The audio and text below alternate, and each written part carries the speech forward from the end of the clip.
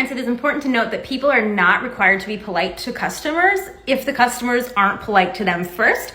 And this can be really confusing for tourists because there are a few unspoken social rules that in France, anytime I bring it up in my French videos, people are like, this is just common sense. Obviously, you would do this. Whereas for Americans, it might be a thing that they'd be fine doing, but they just aren't aware of it, or it's not quite so common sense. If you've ever seen those purge videos on TikTok where the people do the customer service skits and they're pretending that they're allowed to respond to the client or the customer with the same energy that the client or the customer is giving them, that is what France is like all the time.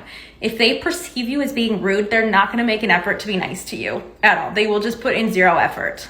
They can, of course, be lovely and nice and super accommodating, but here are the things you need to do if you want to assure that you're more likely to have good service when you're in Paris or in any other part of France, really. Saying hello. I'm going to give you an example here. Let's say you're in a store and all of a sudden you need to pee, okay? In the US, you could go up to somebody who works in the store and say, "Excuse me, sorry to bother you. Are there any toilets here?" In France, that would be rude, okay? Before you say any of that, you need to say hello because it's a form, it's like a symbol of acknowledging the other person's humanity. So you would say, "Hello, excuse me, sorry to bother you," or "Excuse me, hello," but hello needs to be said very early on, and in French, ideally, bonjour.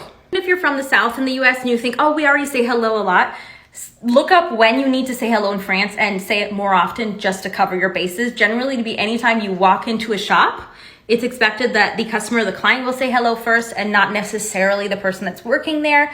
And when you walk into an elevator, you need to say hello to the group of people in the elevator, even if you don't know anybody. Also, if you get upset because things aren't like they are in America, or you imply that, oh, well, in America, we do it this way and it's so much better, people tend to take offense to that because it comes off as like ignorant and disrespectful of their culture. If you come at people just speaking English immediately and you don't even say bonjour or like a simple hello in French, bonjour, I'm sorry, do you speak English? That'll be fine. But if you just come up to them and are like, hey, I need you to do this thing for me, also being loud. French people criticize the British, the Americans, and the Spanish a lot for being loud, especially if you're in an enclosed area like a small shop or on a train.